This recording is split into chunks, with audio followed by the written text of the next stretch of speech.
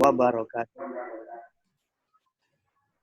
Innal hamdalillah nahmaduhu wa nasta'inuhu wa nastaghfiruh wa na'udzu billahi min syururi anfusina wa sayyiati a'malina. May yahdihillahu fala mudhillalah wa may yudlil fala hadiyalah. Wassalatu wassalamu ala nabiyyina Muhammad ibni Abdullah wa ala alihi wa ashabihi wa man tabi'ahu hudahu wa wala. Amma ba'du. Fa inna asdaqal hadits kitabullah. Khairal hadi hadi Muhammadin sallallahu alaihi wasallam. Syarrul umur muhdatsatuha, kullu muhdatsatin bid'ah, wa kullu bid'atin dhalalah, wa kullu dhalalatin finnar. Jamaah majelis ilmu yang dimuliakan oleh Allah, bersyukur kita kepada Allah sudah bisa menyelesaikan puasa Ramadan kita pada tahun ini, tahun 1441 Hijriah, memasuki hari yang ke-7 insyaallah besok hari. Berarti sudah 6 hari yang kita bisa selesaikan. Mudah-mudahan hari-hari yang masih tersisa, yang tentu masih lebih banyak lagi, hambatan yang berarti. Sehingga Ramadan tahun ini kita harapkan kita bisa menjalaninya, mendekatkannya dengan siam dan qiyamnya sebulan penuh. Walaupun bisa jadi 29 hari, bisa jadi 30 hari. Ikhlas, salawat, dan salam buat uswah hasanah kita, panutan kita, Rasul pilihan, Rasul terakhir Muhammad sallallahu alaihi wasallam. Kita peruntukkan juga buat keluarga beliau, sahabat, kerabat, dan orang-orang yang bisa menghidupkan sunnah-sunnah beliau dan tercurah hingga akhir zaman. Ikhwan fillah, a'azzani wa a'azzakumullah. Oral Islam salasah. Piranti Islam itu kata Rasulullah ada 3. Piranti atau pengikat Islam. Alaihinna usisal Islam. Faman taraka wahidatan minhunna bahwa biha kafirun alaluddam. Syahadatu alla ilaha illallah wa anna muhammadar rasulullah wa iqamis shalah wa saumu ramadan.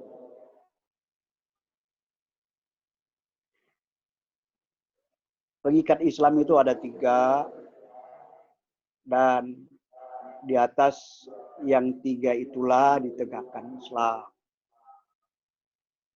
Siapa yang meninggalkan salah satu dari yang 3 hal tersebut, maka dia sesungguhnya kafir dan darahnya halal untuk ditumpah. Ya. Ikhwan fillah rahimakumullah. Mari di kesempatan yang singkat ini kita jelaskan hadis Rasulullah sallallahu alaihi wasallam ini. Kalau kita sering diajari, disampaikan bahwa rukun Islam itu ada 5. Yang kita semuanya sudah hafal, yang kita semuanya sudah di luar kepala. Tapi di tempat ini Rasulullah mengatakan pengikat Islam itu ada 3. Apakah berarti ada 2 hal yang kontradiksi? yang berlawanan, yang bertolak belakang, sama sekali tidak. Kalau disebut rukun Islam itu ada 5, dan kemudian disebut pengikat Islam ada 3, maka untuk yang 3 ada 2 yang ditinggal dari rukun Islam yang 5. Apa yang ditinggal? Yang ditinggal adalah zakat dan haji. Kenapa ditinggal zakat dan haji? Bukan berarti zakat dan haji itu bukan merupakan kefarduan. Sama sekali bukan itu. Zakat, haji adalah 2 kefarduan atau 2 kewajiban bagi pribadi muslim mukmin. Hanya saja baik untuk zakat maupun untuk haji ada syarat tertentu yang mesti terpenuhi. Ada kriteria tertentu yang mesti terpenuhi. Untuk zakat, apa yang disebut dengan bulughun nishab. Sampainya harta ada ketentuan wajib zakat.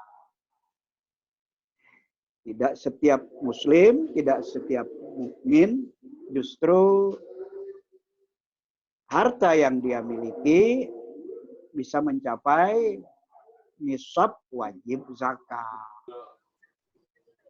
Nah, sehingga bagi yang memang tidak sampai nisab wajib zakat, ya dia tidak berzakat, biar bagaimana juga. Begitu halnya dengan haji. Allah mengatakan walillahi ala nasi haji. Wajibkan haji bagi manusia muslim, mukmin, bagi yang memang memiliki istita'ah atau kemampuan. Kemampuan di sini, kemampuan terkait dengan finansial, kemampuan terkait dengan fisik jasmania, termasuk juga nanti kemampuan terkait dengan amnia, situasinya aman atau tidak. Seperti halnya saat sekarang, dengan mewabahnya virus COVID-19, memang ada kemungkinan, besar sekali kemungkinan, haji tahun ini ditiadakan. Karena syarat istita'ah tidak terpenuhi. Nah, sehingga tidak justru setiap muslim mukmin wajib haji. Begitu tidak ada istita'ah itu, maka kewajiban itu gugur dengan sendirinya. Nah, sementara untuk yang 3, yang oral Islam salah satu tadi, syahadat, sholat, dan puasa, tidak ada pribadi muslim, pribadi mukmin yang justru dibenarkan untuk tidak melaksanakannya. Tidak ada syarat-syarat yang khusus seperti halnya berlaku pada zakat dan haji. Ya, sekalipun nanti ada yang namanya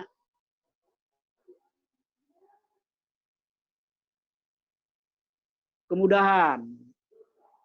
Orang yang memang tidak bisa puasa karena faktor usia, faktor kesehatan fisiknya, dimungkinkan dia untuk membayar fidyah. Kalau memang dia juga tidak bisa mengqadha di luar hari-hari puasa. Begitu hanya dengan sholat, orang yang memang tidak bisa sholat dengan berdiri, ada rukhsah. Dimungkinkan dia sholat dengan duduk, bahkan berbaring. Nah, sehingga untuk yang 3 hal tersebut, syahadat, sholat, dan puasa, benar-benar kewajiban yang tidak bisa ditawar. tawar-tawar sama sekali. Lah sehingga sampai-sampai Rasulullah mengatakan faman taruka wahidatan minhunna fahuwa biha kafirun halalud dam. Siapa yang meninggalkan salah satu saja dari yang tiga ini, meninggalkan tentu karena keingkaran, meninggalkan karena tidak meyakini kewajibannya, maka kata Rasulullah dia sebenarnya kafir dan halal darahnya untuk ditumpahkan.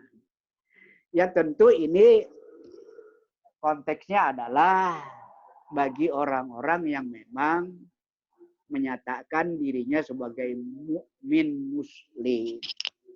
Dia menyatakan mukmin, dia menyatakan muslim, tapi kok tidak salat misalnya.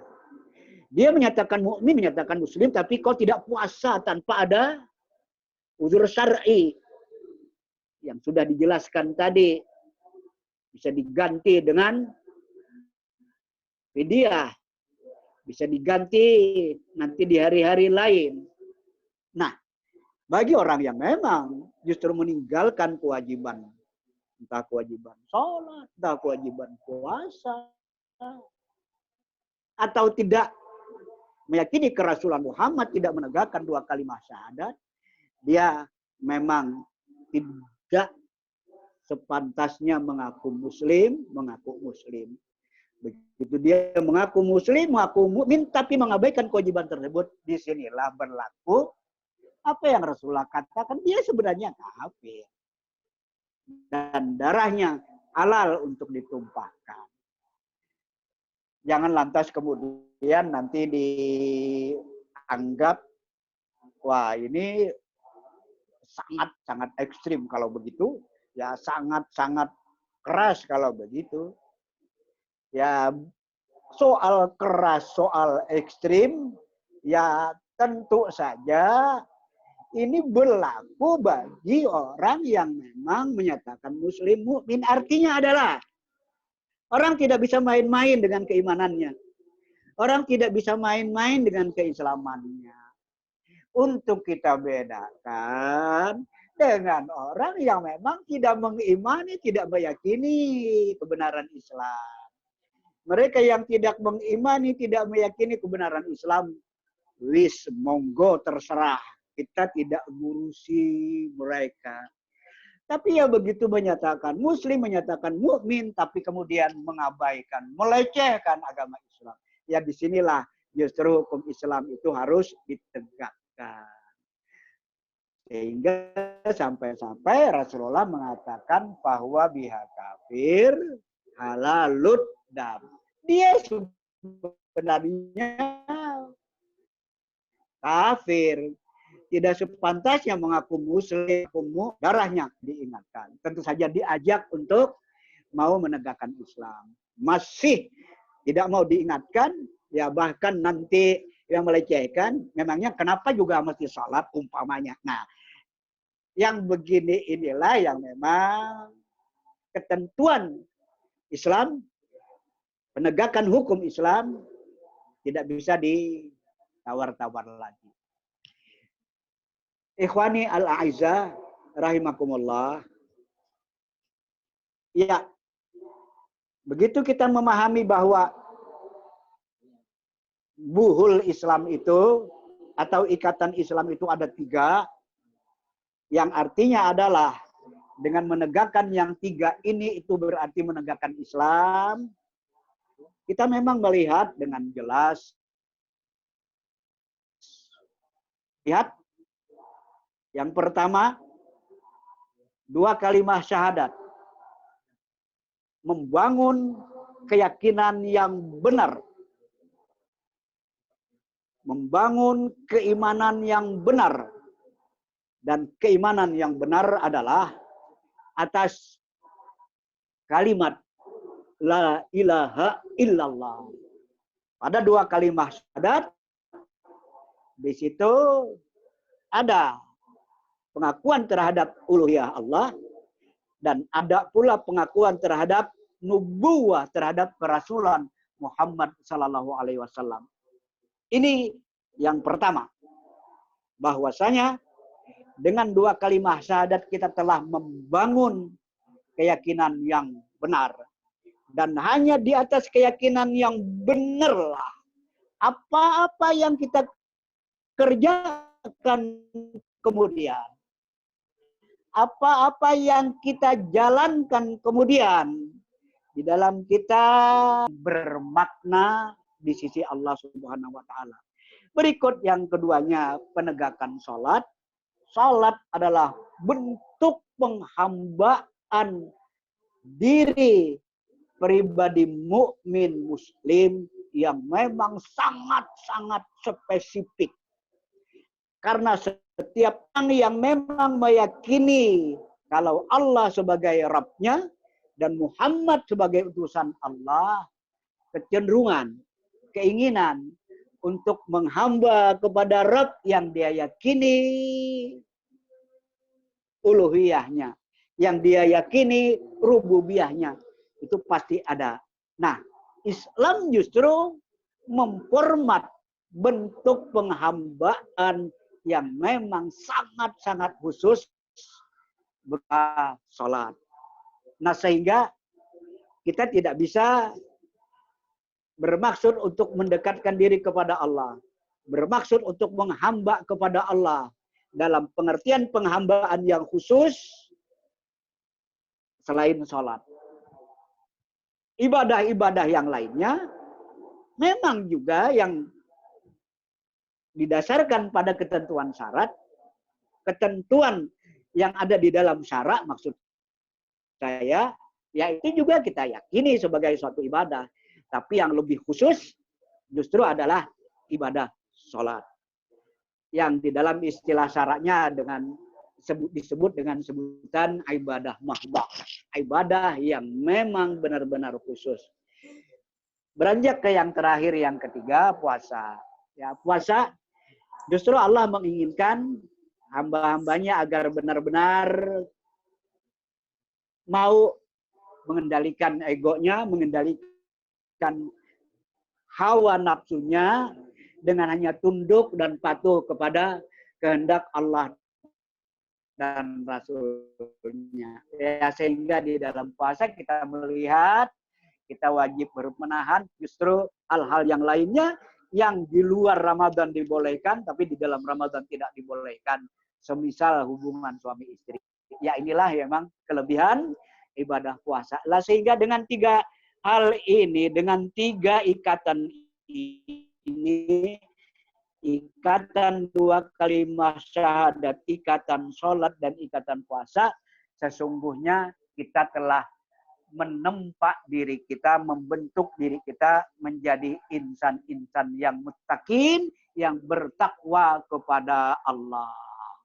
Rasulullah Shallallahu Alaihi Wasallam dalam hadis yang diriwayatkan oleh Al-Bukhari mengatakan, "Man lam yada qaula zur wal amala bih, falaisa lillahi hajatun fi ayyada'a ta'amahu wa syarabahu." Siapa yang tidak benar, perbuatan yang juga tidak benar karena tidak sejalan dengan syariat, sebenarnya Allah tidak menghendaki dia itu harus berhaus-haus. Sebenarnya Allah tidak menghendaki dia itu harus berlapar-lapar. Ngapain juga haus lapar? Sementara ucapan kita tidak kita kontrol, sikap kita tidak kita kontrol, tindakan kita tidak kita kendalikan. Nah, ini tidak diinginkan. Jelasnya, kita tidak sebatas mempuasakan diri kita dari menahan makan dan minum. Kita tahan, kita puasakan diri kita dari melakukan hal-hal yang memang tidak sejalan dengan syariat. Demikian yang bisa saya sampaikan pada kesempatan ya kuliah Ramadan malam hari ini. Atas perhatian yang diberikan, terima kasih saya ucapkan. Adanallahu wa iyyakum ajma'in. Hasbunallahu wa ni'mal wakil. Ni'mal maula wa ni'man nasir. Waalaikumsalam warahmatullahi wabarakatuh. Ya Ustaz.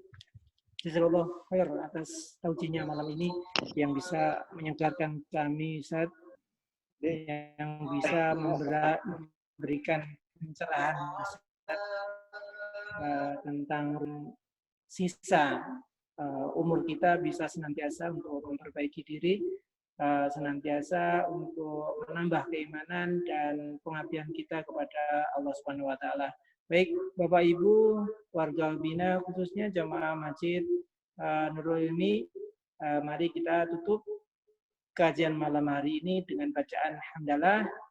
Alhamdulillahirabbil alamin. Kifaratul masjid.